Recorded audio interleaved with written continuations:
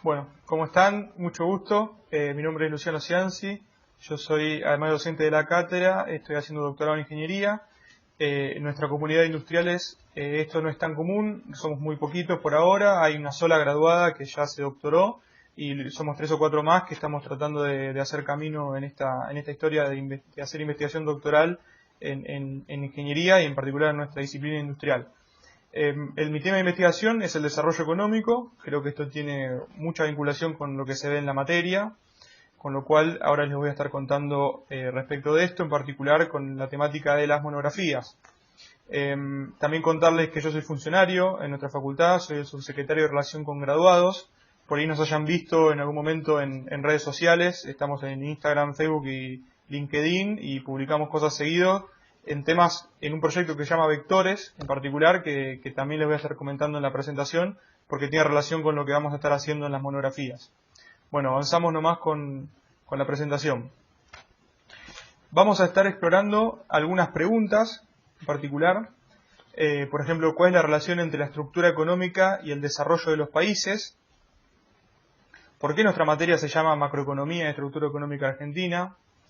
¿Qué estamos haciendo para contribuir desde la universidad y desde la facultad a la temática del desarrollo económico en el país?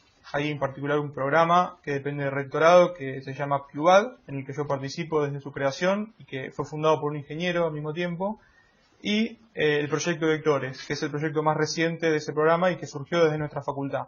Y bueno, todo esto, cómo conecta con nuestras monografías, cómo estas instancias nos van a estar ayudando a hacer mejores monografías y más interesantes. Bueno, vamos a arrancar primero entonces con el tema de la estructura económica y el desarrollo de los países. Ahí mostrarles un libro que se publicó desde la UBA, lo publicó UDEVA en 2017. Participamos varios de nuestra facultad, en particular la ingeniera que ya se doctoró, que les decía, fue una de las autoras de uno de los capítulos. A mí me tocó ser el autor del primer capítulo. A ver si puedo minimizar, les voy a mostrar el libro porque lo tengo acá. Acá estamos. Se llama Apuntes para el Desarrollo de Argentina. Y ahora les voy a contar por qué considero importante este material para nuestras monografías.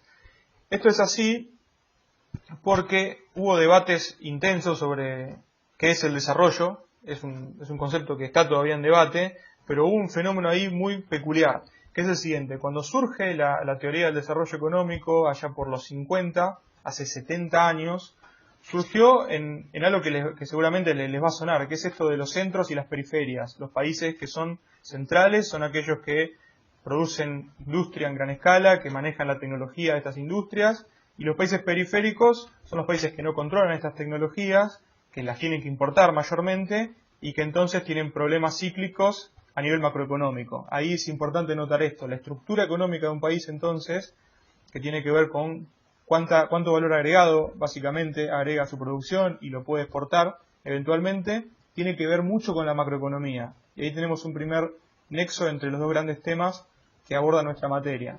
La estructura económica entonces tiene un impacto en la macro, en la posibilidad de que la macroeconomía sea estable, por ejemplo. Entonces, en este libro lo que se hace, en el capítulo que me tocó escribir, es hacer un recorrido por lo que se consideró desarrollo económico desde los orígenes hasta la actualidad, y se nota ahí un fenómeno muy curioso, que es que desde los 80 aproximadamente en adelante, o finales de los 70, esa concepción clásica que podríamos llamar del desarrollo, de los centros y las periferias, del desarrollo industrial y tecnológico, es abandonada y se instala otra idea del desarrollo económico que tiene que ver con una mirada más, a mi juicio, asistencialista, de estar observando las problemáticas sociales más graves, por ejemplo en África, o a veces en América Latina también, y en lugar de mirar las causas del subdesarrollo, del atraso de los países, se miran las consecuencias más graves. Y esto fue notorio, digamos, el cambio, y en este capítulo que yo escribí en el libro traté de hacer ese recorrido. ¿Y por qué ponemos esa imagen ahí en la diapositiva, que es Hamlet? Es porque hay un paper que a mí me inspiró mucho para escribir ese capítulo, que se llama Hamlet sin el príncipe de Dinamarca, que juega con esta idea. De repente en el desarrollo desapareció el desarrollo. Era como escribir Hamlet sin el príncipe de Dinamarca, que justamente es Hamlet. Entonces me pareció muy gráfico poner esa imagen para fijar esa idea.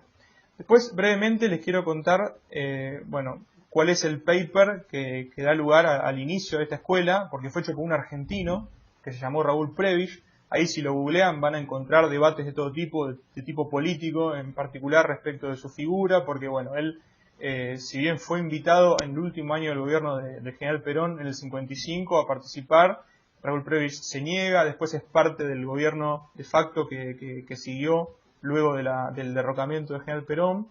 Entonces está su figura asignada por estos debates más de tinte más político, pero lo que a nosotros nos va a interesar acá es sus aportes como economista. Fue un gran economista Raúl Prebisch. De hecho, muchas de las ideas que él defendió, que ayudó a construir, no estaban tan separadas de algunas de las iniciativas desde el punto de vista de desarrollo industrial de los gobiernos peronistas.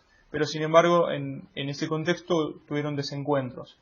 ¿Qué nos vamos a rescatar? ¿Qué vamos a rescatar nosotros de su figura? Bueno, justamente que fue uno de los fundadores del estructuralismo latinoamericano, que es esta escuela, es justamente la que sienta las bases de esta mirada del desarrollo económico entendida como centros y periferias y como diferencias estructurales entre los países a nivel económico e industrial.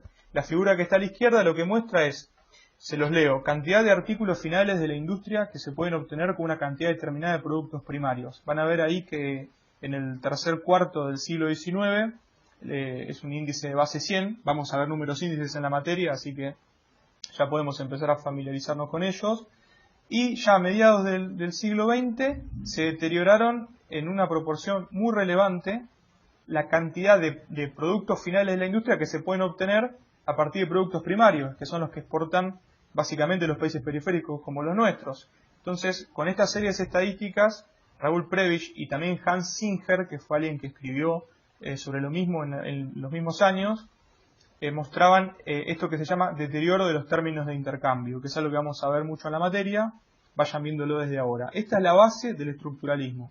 Y para ir viendo la vigencia que tienen estas ideas hasta el día de hoy, ahí hay un extracto de un escrito de Hans Singer en 1998, muchos años después del origen de estas teorías, en donde muestra que los organismos internacionales siguen haciendo recomendaciones hasta el día de hoy que, digamos, previenen a los países de confiarse cuando hay boom de precio de los commodities y desarrollar sus capacidades industriales y tecnológicas. Es decir, que subyace incluso en las recomendaciones de estos organismos las ideas estructuralistas. También para seguir viendo la vigencia hasta la actualidad total que tiene la mirada estructuralista, también hay estudios de perfil más bien estadístico que muestran los grandes ciclos en los precios de los commodities. Ahí van a ver en esta parte, digamos, el crecimiento en los precios de los commodities desde el 2000 hasta el 2010, pero van a ver que la tendencia de mayor plazo es al deterioro, y que si consideramos que después del 2010 los precios de los commodities volvieron a caer, esta tendencia sigue hacia el deterioro, como se mostró en los orígenes, con mucha nitidez. Y luego, para completar esta actualización, digamos, mostrarles cómo esto sigue vigente hasta el día de hoy, un trabajo muy reciente hecho en Argentina por un investigador que se llama Daniel Steingart, que se llamó ¿Qué modelo de desarrollo para Argentina? Lo que él muestra ahí en pantalla, que está muy interesante, es la segmentación de varios países del mundo de acuerdo a su perfil productivo e industrial y de inserción internacional de esa producción. Y vamos a ver, primero les cuento cuáles son las variables en juego. En el eje horizontal dice capacidades tecnológicas, medidas como gasto en investigación y desarrollo como porcentaje del PBI y patentes per cápita. Digamos, estas variables no son perfectas, son una aproximación a las capacidades tecnológicas de un país, pero razonablemente permiten aproximar qué capacidad tecnológica tiene un país. Luego, en el eje vertical tenemos el porcentaje de las exportaciones de un país de alta y media tecnología. Esto tiene un perfil claramente estructuralista, ¿no? Lo que marcaba Raúl Prebisch de mirar qué exporta y qué importa un país. Entonces, los cuadrantes que están a la derecha y arriba y abajo a la izquierda, ¿sí? Miramos en diagonal desde abajo a la izquierda hacia la derecha y arriba, son los países que podría uno haber detectado también en los 50 y 60, es decir, los países, los de abajo a la izquierda, que tienen bajas exportaciones industriales y tecnológicas y bajas capacidades tecnológicas, ¿sí? y los que están a la derecha y arriba son los países que exportan tecnología, exportan productos industriales de tecnología media y alta, y al mismo tiempo tienen capacidades tecnológicas. ¿Qué es lo que aporta muy claramente Steingart aquí? Es que el mundo cambió desde entonces y también están los otros dos cuadrantes. Por ejemplo, los cuadrantes de a la izquierda arriba, ¿cuáles son esos países? Son los países maquiladores, es decir, los países que aportan un valor agregado bajo, armando equipos y reexportándolos. Ahí está México, ahí está Tailandia, ahí está Rumania, ahí está Filipinas. Bien, es decir, antes la dicotomía era entre países agrícolas principalmente y países industriales. Bueno, muy bien, ahora tenemos países industriales que también son subdesarrollados. Son los países ensambladores, son los del cuadrante de la izquierda arriba. ¿Y qué otro fenómeno aparece también? Unos pocos países del cuadrante de abajo a la derecha, que los llama Steingart innovadores en base a recursos naturales. Es decir, que son países que en términos relativos, es decir, su porcentaje de exportaciones de media y alta tecnología, su porcentaje sobre el total, es más bajo, pero aún así tienen fuertes capacidades tecnológicas. Bueno, acá lo que hay que notar es que esos tres países tienen una altísima dotación de recursos naturales, mucho más alta que Argentina en términos per cápita. Es lo primero que hay que notar. Lo otro que hay que notar es que esta medición está hecha en el periodo 2000-2010, 2012, en donde los commodities tenían precios altísimos. Entonces, por ejemplo, Noruega, que exporta petróleo, en los tiempos donde el petróleo tiene altos precios, o Nueva Zelanda y Australia, que exportan principalmente productos derivados del agro, donde tiene un alto precio, con poblaciones bajas, bueno, aparece también este segmento. Ahora bien, lo que también dice Steingart es que Argentina, que lo van a encontrar en el cuadrante de abajo a la izquierda, por suerte no en el núcleo más rezagado, sino con algún acercamiento al centro, tiene que, digamos, como cualquier país que quiere garantizar condiciones de bienestar a su población, avanzar hacia la derecha, ¿no? En el cuadro y esperablemente hacia arriba también.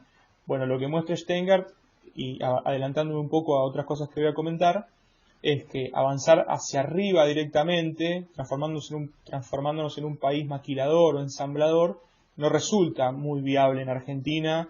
Es un país que tiene una estructura sindical poderosa, una tradición de defensa de derechos sociales y laborales fuerte. No aparece como un camino muy factible de avanzar en esa dirección vertical, ni tampoco deseable, porque avanzar en el desarrollo a expensas de un sufrimiento de la sociedad tampoco es lo que se quiere. Y lo mismo, avanzar en forma plana hacia la derecha tampoco aparece como muy factible, porque los países que están allí tienen una dotación de recursos muy superior. Argentina, si bien tiene muchos recursos naturales, en términos per cápita, no se destaca en este sentido. Está creo que en la posición 40, en la última vez que, por ejemplo, en la tabla que aparece en el trabajo de Steingart. Es decir, que pensar que Argentina puede ser Australia, puede ser Nueva Zelanda, es quizá seguramente olvidarse de que la dotación de recursos respecto de la población total no es tan grande. Entonces, ¿qué se requiere? Bueno, se requiere política industrial certera. Se requiere que la política industrial no se reduzca solamente a, por ejemplo, dar subsidios de un tipo u otro o políticas más generales, horizontales, sino que requiere focalización, requiere políticas bien específicas que justamente dependen del conocimiento técnico. Ahí tenemos mucho por aportar nosotros desde la ingeniería, en particular desde la ingeniería industrial, como buenos articuladores que tenemos que ser, de conocimientos de la economía y conocimientos tecnológicos e industriales. Hay mucho por hacer ahí. Bueno, a mí me tocó estudiar algunos ejemplos de política industrial y cuando resultan es cuando son más finos, digamos, en cuanto a su definición, que establecen metas, que establecen métricas, que establecen incluso sectores, segmentos productivos y hasta a nivel de empresa se implementan estas políticas. Entonces ya vamos llegando a lo que queremos desarrollar en la presentación, que es la relación con nuestras monografías, y ahí conectamos con el proyecto Vectores. Les resumo brevemente, ¿qué es esto? El proyecto Vectores es el intento desde la Universidad de Buenos Aires en aportar al país una agenda para esa transformación estructural, una agenda de avance del país hacia el desarrollo. El PIUAD, que es el programa que les contaba al principio, que publicó ese libro, Apuntes para el Desarrollo de Argentina, avanzó ya a una instancia en la posibilidad de abordar segmentos productivos específicos en una agenda para el desarrollo del país. Ahí nuestra facultad tuvo mucho que ver, digamos, en la generación de esta agenda. Participamos activamente, así como la fundación del programa lo hizo un ingeniero. Bueno, esta etapa también encuentra la ingeniería con mucho protagonismo. Y en la Facultad de Ingeniería ayudamos a definir esta agenda que ven ustedes en la pantalla de 12 temáticas o segmentos productivos seleccionados.